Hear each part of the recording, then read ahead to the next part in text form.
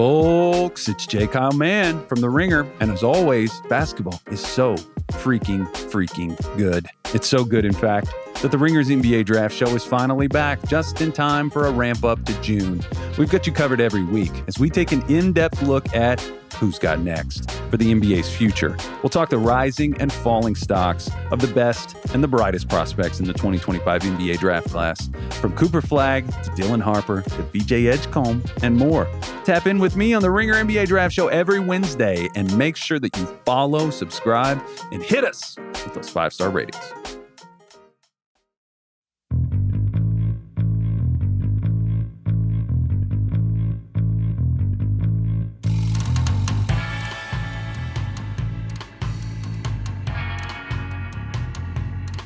Hello, welcome back to the Prestige TV podcast feed. I'm Joanna Robinson. I'm Rob Mahoney. We're here today with a little Poker Face check-in for you guys. It's season 2 of Poker Face. And Rob was like, Joanna, let's go nuts this week. Let's do a Last of Us pod, a Your Friends and Neighbors pod. Let's hit them with a couple episodes of Poker Face as well. So we're here to cover episodes 1 through 4 of season 2 of Poker Face. Rob Mahoney, tell me why Poker Face was like a must chat show for you. I think it's a sentimental show for us here on the Prestige feed. You know, we wanted to return after you and I did basically episode by episode for the first season. We really enjoyed it. I was eager for Poker Face's return. I don't know if I knew how eager until I hit play on this thing. We're right back in it. It's exactly a flavor of TV that I don't get enough of right now. So I've just been thrilled watching these first 4 episodes. And what is the flavor, how contained each episode is, or the tone of it, or what is it in particular for you? I think a lot of it is the tone. I think a lot of it is how quickly within these first 4 episodes we get out from under the weight of a big overarching criminal conspiracy on the run from mafia bosses and into literally, let's point at the map and go somewhere. Like, let's just be honest about what the conceit is here. We're going to go to a new town every week. There's going to be a new mystery, usually a murder of some kind to solve. I'm enjoying the mechanics of all those things. And I think the show is hitting its stride in terms of doing all that stuff in a really playful way and dealing specifically with Charlie's preternatural ability to detect bullshit in new and exciting ways, basically every time out. So, spoilers up through episode 4 of season 2. To the extent that this is a spoilable show. Just like if you haven't watched episode 4 yet, go watch it before you listen to us. The Game is Afoot is the first episode. Last Looks is the second episode. Whack-A-Mole is the third episode. And The Taste of Human Blood is the 4th episode. And I agree. So we're not gonna go beat by beat for any of these episodes. By any stretch, this is just like a fun, light, and breezy Friday afternoon pod that we're gonna do. And we've got some categories that we're gonna hit of things, our favorite things over the course of these 4 episodes. But when I was going through the categories and picking things, it was very clear to me that episode 4, which is the episode that takes place after we get out from underneath this sort of premise of season 1, which is Charlie's on the run from organized crime, was just like a wide open new space for my enjoyment of this show. And I think it was just like a really brilliant move. I like the concept of the first season. It's not like I didn't enjoy it. And I didn't know what was possible until, we've got people like shooting at Charlie in the first 2 episodes. We've got the resolution of her being chased by Rhea Perlman's character in the 3rd episode. And then the 4th episode, we get a better sense of like what the show can be going forward with, as you say, the introduction of the point at the map. And then it becomes this sort of like, even though the episodes are contained, it becomes this, because it's her choice to do this town to town every week sort of adventure. It really feeds well into, I think before they felt like they needed a reason, but Charlie's curiosity about people and sort of zest for life is certainly reason enough at this point. So I really like that they made that choice to basically change the premise of the show to a certain degree. We're still doing murder of the week. What do you think, Rob? Yeah, I think they're changing the premise, but not the soul of the show. That's kind of what we found in the first season, was that the engine of it was not the getting away from the mafia bosses and the hitmen and the various grunts down the chain. It was Charlie as like an empathy magnet, glomming onto people in the world, getting to know them. And you can see it even in these first 3 episodes, which, as you said, are kind of still within that globe before we fully break out of the crime element of the story. But just watching like Natasha Lyonne and Cynthia Erivo like become buddies watching this old show together, like that to me is the soul of what Poker Face is. It's like that character's ability to connect very quickly with somebody and then kind of worm her way into their world and figure out what it's all about. And help. And what's wild to me is that, I like, because we watch so much television, we cover so much television. Our producer Kai and I were just talking about before we started recording, like the fact that I will often rewatch a previous season of a television show. I didn't do that with Poker Face. We kind of made a late in the day That's true.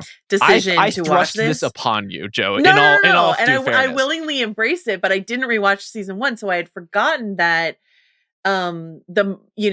basically you see the murder happen and Charlie usually enters the episode midway through the episode, or at least after I don't know, at least a quarter of the episode 15, or 20 minutes sometimes. Yeah. So in terms of that Charlie makes a friend move, you don't even have a whole episode to make that feel realistic. You often just have like a scene or 2 scenes or some kind of montage. So watching her befriend a badly wigged Katie Holmes in the 2nd episode or something like that over like a campfire. I mean, it happens so quickly. But then you are invested in it and you believe that when, spoiler for episode 2, Katie Holmes gets incinerated, that Charlie would be invested in figuring out what happened to her. It all completely plays perfectly for me. So yeah. And that's just a perfect marriage of material and performer, right? Like Natasha Lyonne as a great hang is the premise of the show now. And I'm excited for where we can take that and the kind of like infinite number of spins you can put on it as we move from city to city. One thing that we should note, just because we like to track these things, is there's a different showrunner this season. The showrunners of the first season have gone off to go make the Buffy reboot that Rob and I have a lot of thoughts and opinions on, which you can find on this very feed. Yeah, vested interest, to say the least, in the outcome of that property. Rob, did you see the casting news? No, can you break it to me right here on air? Yeah, so they've cast their like chosen one for the Buffy reboot. It's this young actress named Ryan Kira Armstrong, who was in Skeleton Crew, which was the Star Wars show that came out last year. So one of the kids in that. She's like quite young. She's not like a kid, but she's like definitely younger, I think, than Sarah Michelle Gellar was when she was cast. And there is, Rob, you're a sentimental person, but I don't think you go for cute that often. But there is an obscenely cute video of Sarah Michelle Gellar telling this girl over Zoom that she got the part, and it is just I cried. I'm sorry. Look, I cried. So I'm still very skeptical of this show, but like that video really got me. So I will be seeking it out. I suspect it will work on me too. Look, this is an important property for us. And I have to say, she does look, again, as you said, younger than Buffy in the original show. Also not unlike a young Sarah Michelle Gellar in her way. I hope this isn't a Buffy's daughter situation, but look, we have a long way to go before that show comes out. Yeah, I don't think they would do that, but we'll see. So the Zuckermans have gone on to do that. And so the new showrunner of Poker Face Season 2 is Tony Tost, who Rob and I were sort of digging into. We're like, who is this person that we have not heard of necessarily? He's worked on Longmire and a couple of other, which will come back up a little later today, and a couple of other things. But we also discovered that he has made a film called Americana, which was completed in 2023, but will not be released until this summer. Rob dug up a trailer that you sent to me. Anything you want to say about this? We were just trying to get a sense of who this guy was and what his taste was. Yeah. Anything you want to tell the listeners about this trailer you dug up for this movie? It's just one of the truly strangest like collections of people in a movie. The cast for Americana, Sydney Sweeney, Paul Walter Hauser, Halsey plays a prominent role in that movie. I've seen the trailer. I have no idea what to think of it, except that now having seen Poker Face, you can absolutely see some common DNA, not just in the Americana of it all, but in sort of like a certain Western vibe to like particular elements, like a type of like ensemble storytelling that I think it has in common. Like there is something shared between them. It almost reminds me, having just seen the trailer, not the film itself, it has like a little Cohen zaniness For and like sure. specifically like Ethan Cohen Ethan all alone sort of We've zaniness. really separated the variables within the Cohen-verse these days. I think we can put a finger on it. But yeah, Simon Rex is in this, Eric Dane's on McLarnon. So I mean, I'll be watching this movie. I'm very curious. I am a little concerned about the delay between its completion and release. That's never usually a great sign, but I'll be very curious about it. And then I just want to share this quote from Natasha Lyonne that she gave about season 2 of Poker Face. And she said, "It's the concept of we lose interest in ourselves and gain interest in our fellows." In a way, she's sort of on the case of anyone but herself. And I really love that idea of like Charlie's interest in other people is a great strength of the show, but maybe a bit of a weakness inside of her, and that she just does not want to introspect. But there is this interesting element that's added in episode 4, which is Steve Buscemi on the CB radio. Now, I have not watched beyond episode 4. Same. But do you get the sense that like this will be a recurring character, that she'll get to like get this sort of homespun trucker poetry wisdom from Steve Buscemi over the radio? What do you think? I do. I mean, I think he has to be popping up periodically. Maybe not every episode, but it makes sense to have some character in Charlie's life who she's bouncing off of more consistently and not just having to introduce herself to every single week out. So having that through line of a voice on the radio is a really smart way to do it, because you don't have to have a co-pilot in the chair who then you have to account for in every story. So we're getting our lone Charlie out on the range storytelling, but with all the comforts of Steve Buscemi over the radio, as you said, being a warrior poet in his way. I've really enjoyed it so far. I don't know if we're going to get him in the flesh at any point. Like maybe it is strictly a voice cameo, but either way, I'm happy with it. I would say that's either like a finale thing of this season or like a finale thing of the show. But I really like him. They haven't even named him in the credits. He's listed as Good Buddy. That's his like handle, and that's how he's billed in the credits. So I like this idea of him being this like sort of anonymous voice. But if something ever happened to him, like Charlie would certainly want to investigate it, or if he needed something, like Charlie would be there for him. So for however long Poker Face runs, I would not mind having Steve Buscemi on the radio. It reminds me of, because you're bit younger than me, Rob, did you ever watch Northern Exposure? You know, I kind of missed it somehow.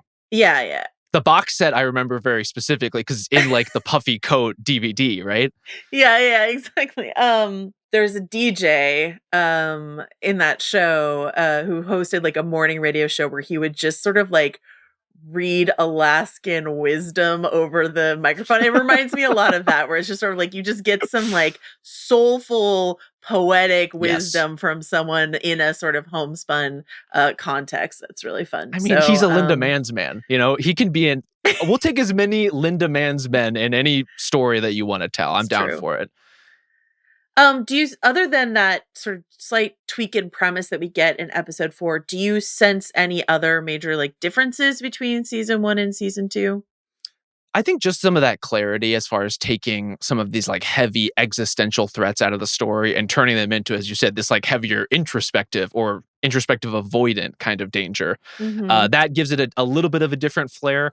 I'm also happy, Joe, that we can officially put to bed our recurring conversation about Poker Face as to whether Charlie has some kind of superpower. I've always said from the beginning, this is a preternatural sense of truth, not a superpower.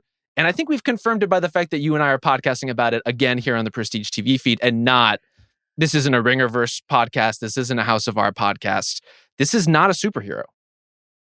I don't know how you dare to try to make that your case when we're covering a zombie show on this very feed. Also, Rob, not superheroes on that show, you know? You don't have a single leg to stand on in this week specifically. Can't blame a guy for trying.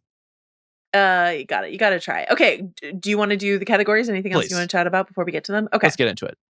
So these are just random things that I made up for us to talk about here on a Friday. Joe, that's what a podcast is. You know, only the pod can reveal the podcaster, I like to say. Do you like to say that? After these episodes, I do, yeah. Okay. Best guest star. This is like Poker Face's like absolute magic trick. Even in these first 4 episodes, there's just an embarrassment of riches in terms of guest stars. And then when you look at the season as a whole, you and I were trading like some of the names that we were excited to see coming up that we haven't even seen yet. And it's astounding what they can put you think like, oh, well, there's this person. That's the guest star of this episode. But it's like 5 different guest stars in a single episode. So who do you want to call out as the best guest star of these first 4 episodes? I have a one definitive answer. I wonder if you share it. And it's Gabby Hoffman as Officer Fran Lamont. I think that's right. When I got to her, you were a little bit behind me when we were watching, and I was watching episode 4 when you were, I think, on episode 3. And I was like, I'm watching Gabby Hoffman like cook right now. I'm having a great time. A police officer stuck in a spiral of ego and also alligator meth. Like, I don't know what more you want from a TV show than that. I think that's a really, really good answer. And especially when you find out, when you meet her in episode 4 and she has it put together, and then you get the cut to 6 years later and she has become unhinged and you're like, oh, that's what I'm watching. Great. Okay. My answer, just because Gabby Hoffman is a flavor, a performer who fits this world very, very well. Without a doubt. My nominee is Richard Kind in episode 3, who plays Rhea Perlman's love and an informant to the FBI. I love Richard Kind. Anytime he shows up in anything, I'm thrilled beyond belief. And he's just so perfect for this. I was actually devastated that he was the murder victim, because I would love to see Richard Kind come back on Poker Face, but he will not be coming back on Poker Face. If he had actually made it into witness protection and then we got to circle back with him in season 3, like that would have been a perfect way to close that loop. And he's such a wonderful rube in everything that he's in. Like, he plays that strand of performance so well. But again, it was another episode where it's like Rhea Perlman and Richard Kind and John Mulaney just like stacked on top of each other. You either have 3 or 4 different people we're delighted to see, or 5 Cynthia Erivos, who I'm also delighted to see happening at once. The balance of all these guest stars is super impressive. The other person in episode 4 acting opposite Gabby Hoffman is the director, John Sayles, who did Secret of Roan Inish, Lone Star, one of my favorite movies, Matawan, 8 Men Out. Like, John Sayles, who has occasionally acted before, but he's just like in there as a police chief, just being John Sayles in an episode of television. You're just sort of like, well, I mean, what else could you ask for? I know. And then also, I mean, like, I would add Buscemi to the mix. Like, adding Buscemi in as like a potentially weekly or every few weeks or something like that character is really exciting. I want to give one runner-up as well. I've never historically had the biggest relationship to Katie Holmes, but Katie Holmes in The Bad Wig I thought was wonderful, and she has found this like era of her career where she'll just show up in something like this or show up in something like Logan Lucky, and she brings like a totally different charge than anybody else on screen has. And some of that's like her character in episode 2 gets to be the breath of fresh air in the like embalming house of death.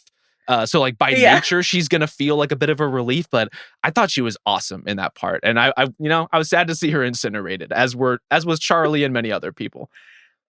The Bad Wig was sort of like, felt like kind of the point. I don't know. She has, I think it's this, part like, of the deal. This daffiness to her in that role that is just like, very welcome. Very, very good. I agree.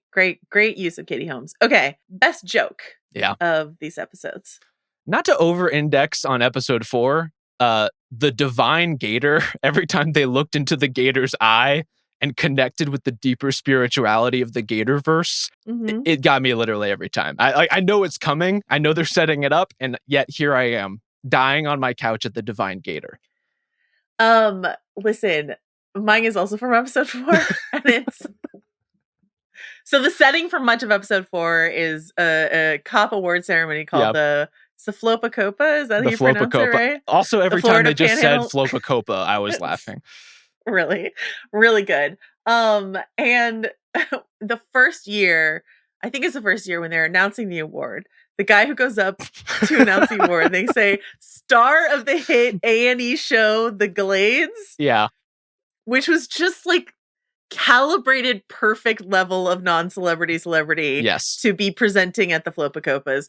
The fact that like Tony Tust, who's the showrunner this season, like worked on Longmire, which is an A&E show, you know, just sort of like really marinating in that A&E level of, it's just so good. Really, really good stuff. Yeah, also within that episode, I think the cops having a joint circular argument about which one of them is the loose cannon, I found really, really delightful. There's just, it's hard to make a really, really funny cop episode these days. You've seen even like the cop-oriented comedies like had to bail on their premises as soon as things started getting Brooklyn Nine-Nine. Famously. This one is genuinely hilarious, genuinely very funny, start to finish. And look, some of that is you get a gator involved, you make one of the cops into like a manic TikToker, and all of a sudden you're really cooking with grease. The when it started and I was like, and it starts with like calling Gabby Hoffman's character one of the good ones, and I was like, what are we? I was like, what am I about to watch? And then I was like, oh, this is the best thing I've ever seen. Best episode is episode 4. I think it right? is. Should we do a runner up? Since so episode 4, I would say it has the best setup, the biggest laughs, the most alligators on meth, as mentioned. Like it just has all the ingredients you want for great TV. If I were to pick another, I think it's honestly really competitive against these other 3, which all have something to recommend about them. I am partial to episode 2, Last Looks, which is the funeral home episode. You loved that one. I really like. Look, full disclosure, since we're all being honest about ourselves on this podcast, sure. I come from a funeral home family. My grandfather was a funeral director. There is a certain like mortician humor that appeals to me, and that is baked into at least that half of my family. I didn't know this. You're like representation matters. This is what Poker Face is about, is looking into our souls, figuring out what we really need at this moment in time, and if Charlie Cale can provide it for us. Looking into the gator's eye that is the funeral home industry. Okay. Yeah. Best Charlie fit. I've never made you talk about fashion before on a podcast for Mahoney. This is usually something Mallory and I talk about, but Charlie, her style is incredible. The hair is still outrageous, but like better this season than it was. She has to like put a wig on for a flashback to season 1, and I'm just sort of like, oh yeah, that's what the season 1 hair looked like. Anyway, the hair is much like just a bit less crispy this season, and redder, and the style is incredible. They're really leaning into like the 70s inspired thing for the whole season. So do you have a Charlie look that you want to shout out? I think there are a lot of good ones. I would also pick one from episode 2 here, which is her beach fit, Hawaiian shirt, teal Ray-Bans with red frames, beer helmet. Like that's a nice little ensemble she's got going together. She's also rocking a lot of like high socks in this season. It's a lot of like jean shorts, high socks, a lot of bolos with open collars, which I don't know about that one personally, but I support Charlie in all her endeavors. Okay, as a Texan, you want to object to the use of the bolo here? I mean, I object to most uses of the bolo. It's not even me being territorial. I just don't think anybody should be doing it, native Texans included. Unless it's Peter Sarsgaard and Presumed Innocent, which is the second time I get to talk about that this week. Okay, that one will grandfather in Peter. Okay. You sort of outlined the kind of outfit I'm going to talk about, which is like when she's talking to Steve Buscemi on the radio and she's wearing high striped socks, denim shorts, a crab shirt, and a trucker hat. And it's just phenomenal. It's just really, really good. Runner up for me is the party down cater waiter outfit in episode 4. They went full party down for their look to liberate the gator from the Flopacopas, and it's pretty great. And she has the matching pink sunglasses to go with it. It's pretty great. How many sunglasses do you think she packed? She's got a whole, like, she often lives in her car, and I'm like, but is like 1/4 of your trunk space just a bag of sunglasses? I know, quite well protected. It seems like these aren't dinged up. Like they seem to be in quite good condition. Gleaming, yeah, absolutely. Best murder. I feel guilty again going back to episode 4, but one person in these episodes died by getting overdosed with gator laxative. So what am I supposed to do here? I wrote Gator Joe shit himself to death. So Like, come on. There's really no question. And then was eaten by a methed up gator. Yes. I mean, that's just our producer Kai is on this podcast, and again, Kai got sort of like roped in a little last minute to doing this podcast, so hasn't had a chance to watch any of Poker Face. And the only thing I'm bummed to spoil for Kai is the fact that Kumail and Johnny with like a bleached party mullet shits himself to death and then is eaten by his own exploited gator hopped up on meth. That's art to me. Tremendous. Really tremendous. There's literally no competition. Like, you can't even get close to that. I'm so sorry. So, and yeah. The other murders are good. I also we kind of skip past Kumail in the guest star section. I'm just, again, very happy to see him here. It's like we have a collection of wonderful That Guy performers, wonderful like people we love every time they show up. In Kumail's case, like I haven't seen him in anything like live action because I am respectfully out on Only Murders. As we have discussed also recently on this podcast, I'm not tuning in to Ghostbusters Frozen Empire. Is that the name of that movie? Were you surprised by how many? We got a couple emails from people being like, "How dare you besmirch the new Ghostbusters?" I've been very surprised by the pro Ghostbusters stance at PrestigeTV at Spotify.com if you would like to join the chorus.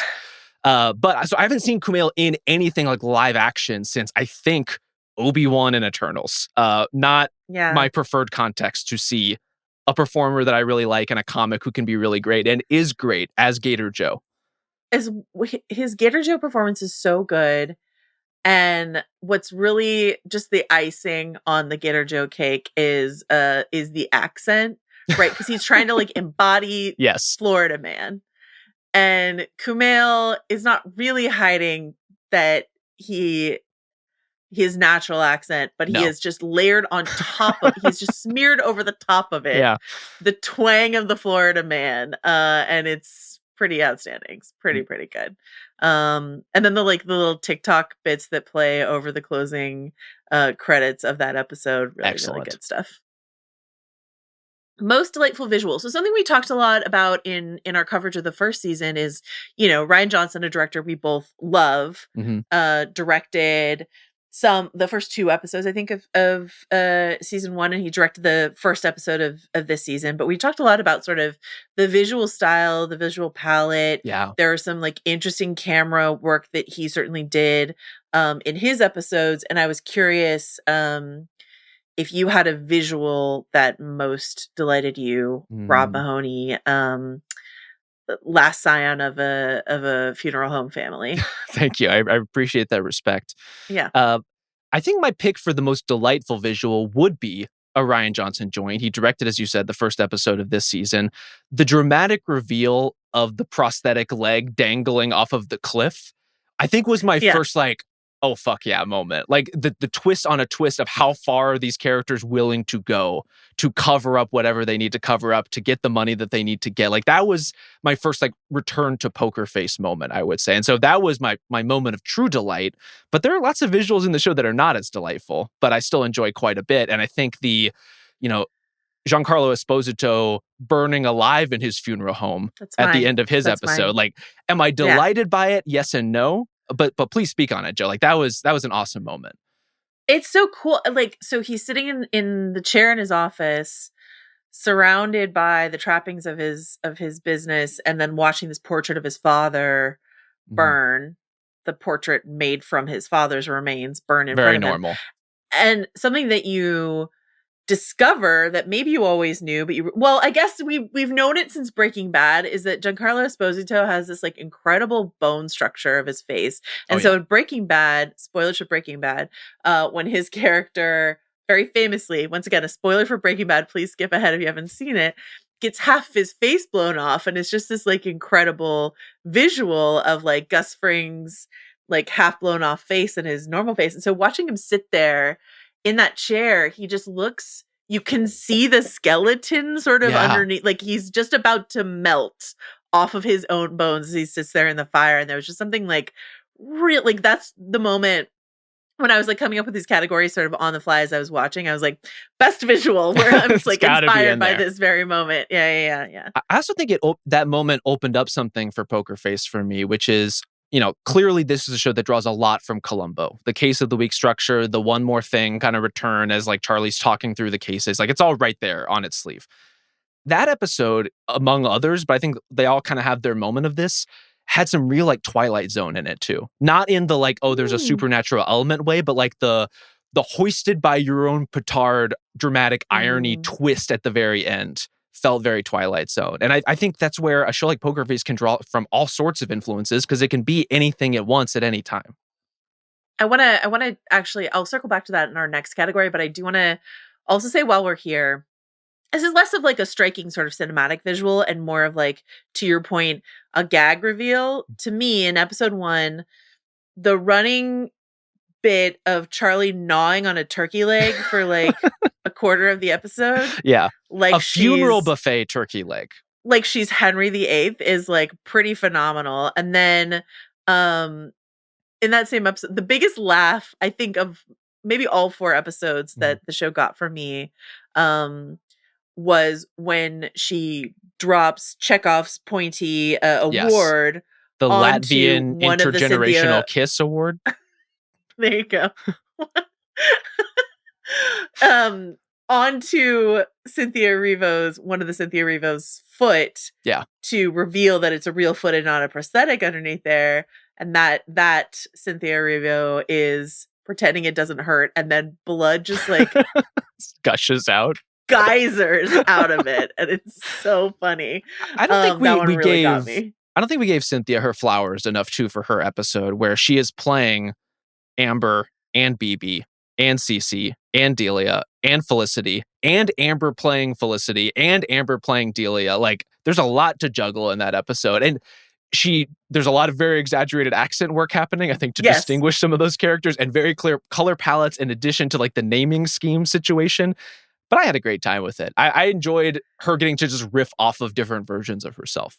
The 2 sort of very backup ones, which are, I think, BB and CC, are like the fact that you just mostly get them in reaction shots. And it's just sort of like one of them says something very pretentious in French and one of them says something very spacey in DJ. And it's just sort of like, let's move on from here. It's really funny. Best needle drop. Okay, so this is where I don't want to step on your answer or whatever, but I will say in terms of the Twilight Zone feel of episode 2, if you use the ink spots in an episode as a rule, you're going to give Haunted. It gives Haunted always, anytime you use the ink spots as a needle drop. But what is your pick for needle drop?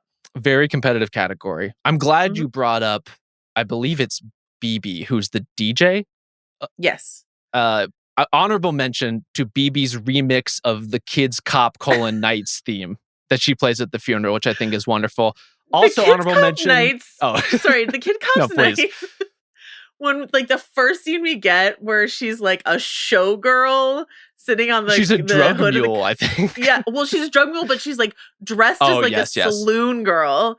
And she's just like, I don't know where I end and the mule begins. Very, very good. Really the fact that Charlie wants to go back and watch the one where the kid cop meets or catches the Zodiac Killer. The Zodiac Killer. I also would like to watch that episode. But yeah, the Kids Cop Night remix theme does slap. So honorable mention to that.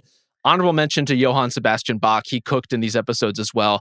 I think there is one definitive answer for me, though. I couldn't go any other way. It is the shredding guitar Ave Maria at the biker funeral in episode 2.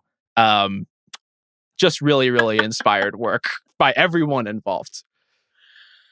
Very, very good. Yeah, we get some like literal needle drops inside of that episode. For me, it's a song I had never heard before, which is John Cale's Barracuda, not to be confused with a Barracuda that you might know. Yes. A different Barracuda, but I love when a show can teach me about an absolute banger that I had never heard before. So I love John Cale. I just didn't know the song. So there we go. Barracuda, but a different one. All right, Charlie. Part of the premise of the show is Charlie goes from town to town, picking up odd jobs as she goes. which Charlie Oddjob, and we got a montage of them. We did. In this season, in addition to working at the Gator farm and all the other things that she does this season. What a corpse. Sorry, I'll stop naming them so you can say what you want. Which Charlie Oddjob would you most want to have, Rob Mahoney? I mean, the actual answer is none. None of these seem particularly pleasant to do. But if you're gonna pick one, I think you could do a lot worse than apple picking. You know, a little bit of sunshine, a little bit of fresh air. Yeah, long days on your feet in the elements, not always great. I'm not saying it's easy work, but I would much rather do that than be a parking lot attendant. Okay, yeah, parking lot attendant looked the most bleak to Hard me, out. honestly. Yeah, some good reading time apparently, but didn't seem like she was getting some good conversation from her coworker. Cookie, I think is his name. Great note. Haunted Hayride. That's my You're pick. Haunted Hayride. Yeah. When she plays the mummy in the Haunted Hayride. How do you feel about a haunting, Joe? Like a haunted house, a haunted hayride, any kind of spooky Halloween type situation? Thank you so much for asking. I love it. I'm a big fan. I have been in a few haunted houses in my day as a performer, and it has been extremely fun for me. So this isn't which job you would like to have. It's which job you would like to have again. not paid. I did it in college a couple times, like when, people put together a haunted house. Yeah.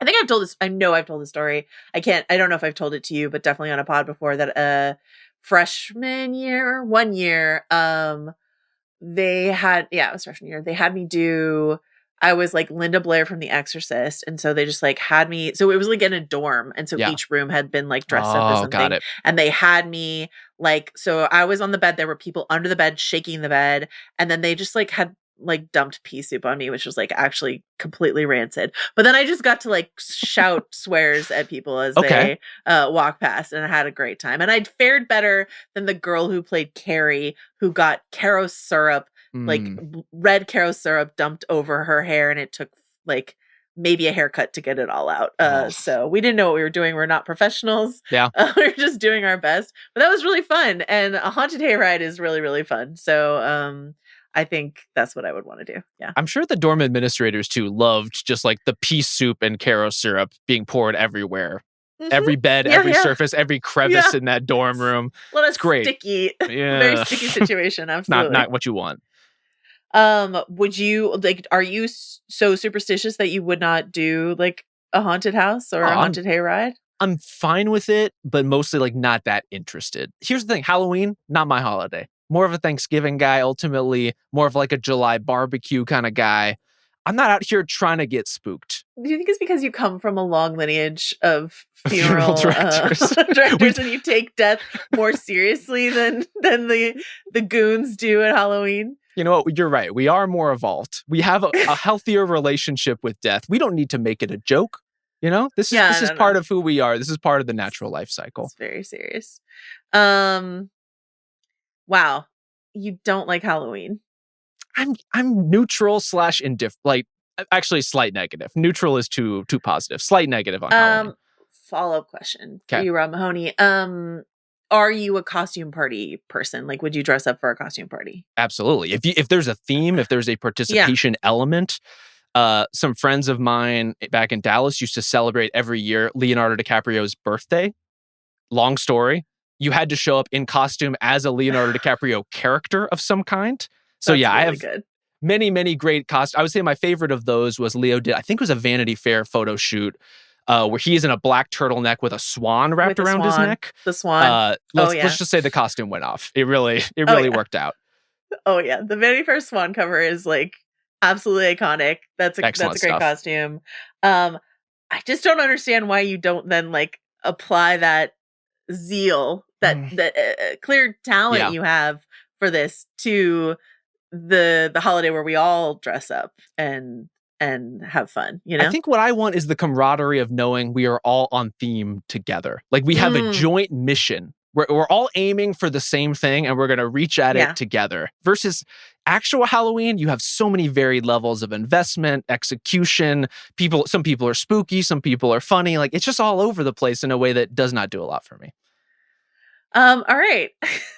So a more organized Halloween for Rob Mahoney, yes, please. That's a note for the American populace. Okay. Charlie's smartest move. She doesn't always make the smartest moves, and we'll talk about that in a second. But what's her like most impressively intelligent move that you think she makes? See, I would say this is maybe not her smartest collection of episodes. She's not coming up with all the stops here. I gotta say, my memory is that in season 1, she is also quite often fumbling and bumbling, and we're like, oh, It's Charlie. part of the charm. Yeah. Oh, Charlie. And she gets out of it because she's, has a superpower. Yes. Well, no, she has a preternatural sense. You agreed. You I agreed. did, no, you said no. yes. That was me trying to yes and my podcast partner, not me endorsing every word that you say. The first thing you said was yes. Okay. What is the smartest thing Charlie does in this collection of episodes? So I have kind of a tie here because one of them I think is very smart, but not in a super obvious way, which is in episode 1, when she detects Amber is telling her a set of facts and the family lawyer is telling her the same set of facts. And the fact that one is ringing true and one is ringing false, I think is like a great setup to use her power in the first episode of this season. And it's like a really smart way to kind of walk that line. Is that a brilliant maneuver? I think it's probably great writing more than it is like great Charlie being Charlie. Her actual smartest move, I think, is throwing the vape into the incinerator. I think it's her real superpower, Joe, is listening. Yeah. Every episode, every throwaway line, you tell me that a battery will explode in this furnace, then I'm going to remember that. I'm going to lock it up. I'm going to throw my vape in there at just the most opportune moment possible. And I was like, I didn't know it would go like that. No. It was pretty impressive. I almost had best vape moment as a category, but there was just like a clear answer. Well, she's vaping up a storm until she decides to go back to the cigarette. So, those are all good ones. I have to say, maybe this isn't the smartest. It's just the one that like delighted me the most. When she's trying to figure out where the bag of meth went and whether or not the gator was capable of stealing the bag of meth. And she was like, no, look how cleanly it was taken. These are definitely human hands stole this bag of meth. I don't know what it is about the meth gator, but like everything about that episode really, really gets me for some reason. I know. What a show we've got. It's like what Cocaine Bear should have been, honestly, is how I feel about that. Charlie's dumbest move. Even though it's not her fault, the twist tie on the gator cage. I mean, it kind of worked. It held, and it's not her fault that Fran came along and untwisted it, but I was just like, you're very lucky that did not go poorly for you, Charlie. Anyway, what is your answer? I think her dumbest move, and this may be observable by this point in the podcast, based on which episodes we've talked about, most of her actions in episode 3. I don't really understand what Charlie is doing, how forthcoming she's being, why she's just like going along with these various schemes, / being like super upfront about everything, including her preternatural sense of bullshit. I don't know what she's up to in episode 3, but episode 3 kind of goes off the rails. Episode 3, where John Mulaney shows up with his, like, I will just say whatever he has done to his face had not settled when he filmed that episode. His face is like in a silly putty state, and it's, I think it has like settled down since, but anyway, it was just like kind of ungainly. But there's a Stephen Sondheim runner, and I'm trying to spare you from it. I could spend the whole podcast talking about the musical references in that episode, but I was like, Rob doesn't usually like make you talk about basketball for most. Usually I ask you about basketball. So I'm going to like spare you for me talking about musicals. But the Sondheim runner through that episode is quite good. A reason why that episode works so well for me. But everything that Charlie does is quite baffling.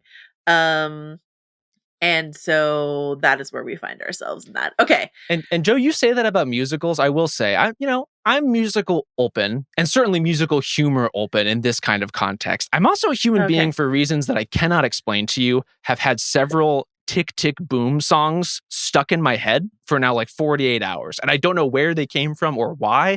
I've only seen that movie. I have not seen it in years. They're just lodged up there somehow. I'm just in therapy with Andrew Garfield. You got Garfielded? I got Garfielded. I got subconsciously Garfielded like a sleeper agent. I must have seen like his face somewhere and it just popped back into my head. Have I told you about my like current favorite piece of swag that we have in the house? You simply must. In our kitchen, we got there's a timer, like an egg timer, like a spin it and a tick tick tick tick ticks.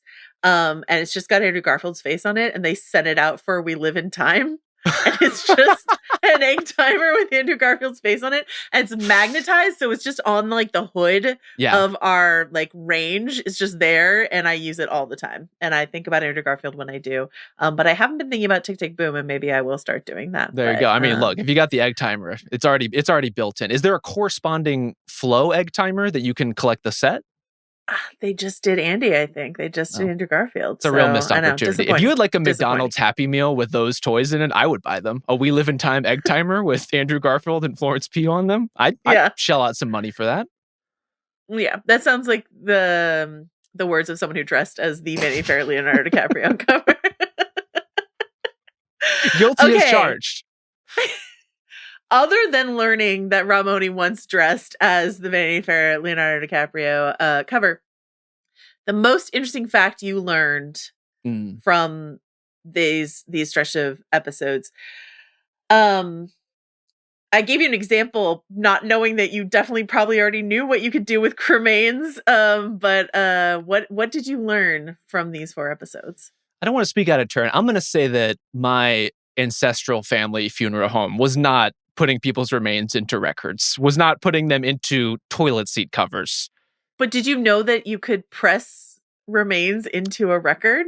I did know that. I just don't think it's quite our style. Didn't. We're a little more tasteful than that, ultimately. Okay. You know? Yeah. You're elegant. I got it. Okay. Mine was less like a fact of, for example, that you can't throw a battery into a furnace, and more a fact of life. Courtesy of, Steve Buscemi piping in these episodes, Joe. This is a quote from that character. Good Buddy? Is that his official canonical name? Good Buddy, yeah. Good Buddy says... I think is a Gilligan's Island reference, I think. I assumed it's just like a 10-4 Good Buddy kind of thing. Yeah, but I think that's... Is that from Gilligan's Island? Gilligan's Island. Maybe not. Oh my God. But I think it is. We're going to have to get to the bottom of that. If you know where 10-4 Good Buddy comes from, and if it is Gilligan's Island, please email us at prestigetv@spotify.com. The quote from that character is, "There is no destination. There is only the highway. And I believe if we open our perception and trust and humble ourselves and find sanctuary when we need it, that highway will find us." That's some facts. That's Those a are thing bars. That's a thing I did not fully embrace and understand until watching this episode of television. And that's what I'm saying. Like, I feel like we can look forward to more of these like words of wisdom from Steve Buscemi going forward. Before you send us an email about this, I might want to walk back. Gilligan's. Do you? Joe, stake your claim. If you feel like that's true, I want you to stand on it. I know that the skipper calls Gilligan like, I want to say maybe it's like little buddy, but I think there is a little buddy element. There could be multiple kinds of buddies on Gilligan's Island. That's very possible. It's 10-4 Good Buddy. I just thought like it was a Gilligan thing, which fit in with the 70s thing, but we could Google it instead. Why don't you email us, prestigetv@spotify.com, and don't ask ChatGPT. Only email us if you know what the answer is. We want human reactions. Okay. We do. Here's what I learned. And it's like a semantic thing. The difference between a rat and a mole. I don't know that I had like just maybe never really thought about it, but in episode 3, they're talking about, Rhea Perlman's character is concerned that there's someone in her organization that is ratting on her. So she's like, there's the rat, blah, blah. Yeah. And then later, someone's like, oh, the mole. And they said, did you say the rat or did you say the mole? And I was like, well, what do you mean? What's the difference between a rat and a mole? And so the difference, as far as I understand it, right? I mean, I guess I should have known this. It was just a moment where I was like, I've never considered what the difference between a rat and a mole is. But a mole being someone like who's long-term embedded in an organization versus a rat being someone who's like, there's a sense of betrayal from a rat, but there'd be a sense of betrayal from a mole. I don't know. In The Departed, leaving aside the literal rat and the Jack Nicholson talking about the rat, those are both moles, wouldn't you say? I would say they're both embedded. Okay. So this is the question. Is it a matter of like timing and circumstance? Like if you're going in to infiltrate and filter out information, that feels more mole to me. If you're in an organization and you decide turn state's inform. witness or turn whatever. Yeah. That would make you a rat. But also, is there an element where it's like, if you are part of the establishment, then You're you the are a mole mole. infiltrating the establishment? You wouldn't have a rat within the FBI. You know what I'm saying? Yeah. So a rat Only is the mole can work for the man. and only a rat can snitch. Is that what you're saying? But where does that leave the snakes? And the stool pigeons. I don't know. we learned something, but we have more questions than answers. I could not find a satisfying, like, clear-cut answer to this. There's like a few Reddit threads that I was like, thank you. Other people, years ago, other people have asked these questions. But again, Prestige TV at Spotify.com if you have thoughts and questions about rats versus moles. Is an undercover cop, like the one we see during episode 4, the cop who's been a janitor, like hiding in plain sight the whole time. Takes his beard off. It's just a good bit. If you're an undercover cop would, by our definition that we're kind of sussing out here, be more of a mole than a rat. Because he's going in to infiltrate. But also, if you're a cop... Yeah, so a rat is someone who has been turned... Yes. Like, is an original gangster, is like part of the team, those 3 scary guys that she was playing. Right. Well, not playing poker and with, Richard but Kind. whatever. And Richard Kind. So, but Richard Kind, when they cut to like the suspect board and it just said like not really involved next to Richard Kind. It's really funny. But those 3 guys, if any of those 3 guys at the card table turn, they're rats. Yes, definitely. But if you join the FBI knowing that you are going to be an agent for hire sort of thing, you're a mole. So Wahlberg in The Departed, definitively a mole.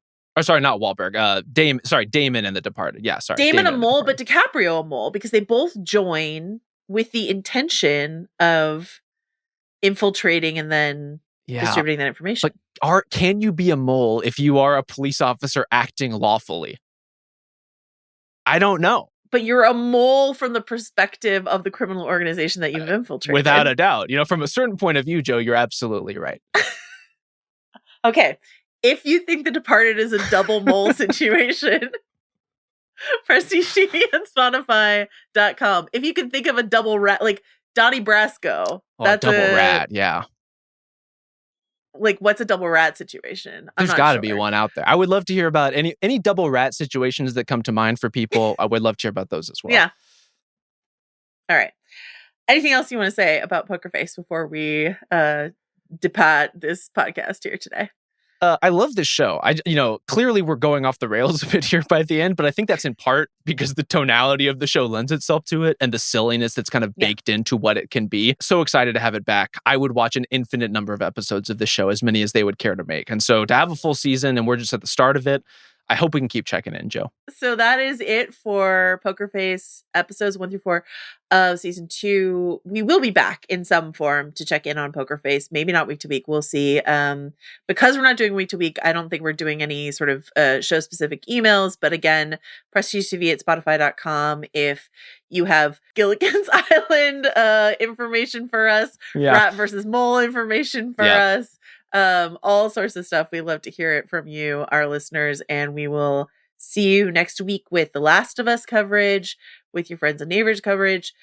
We have a really sick interview on The Last of Us podcast next week. I can say it now because we've already conducted the interview, but Neil Druckmann and Hallie Gross, who co-wrote Last of Us Part 2, the game, and Neil Druckmann, who's the co-showrunner of the HBO show, and Hallie, who worked on season 2, talked to us about the episodes that can premiere this Sunday. So great interview. They're the best. They're wonderful. And so tune in for that next week. And thanks to Grady, who is working on a Friday afternoon after taking a flight from Texas to California. The best. And thank you to Justin Sayles for allowing us to do a Random Poker Face episode. Thank you so much, Justin. And we will see you soon. Bye.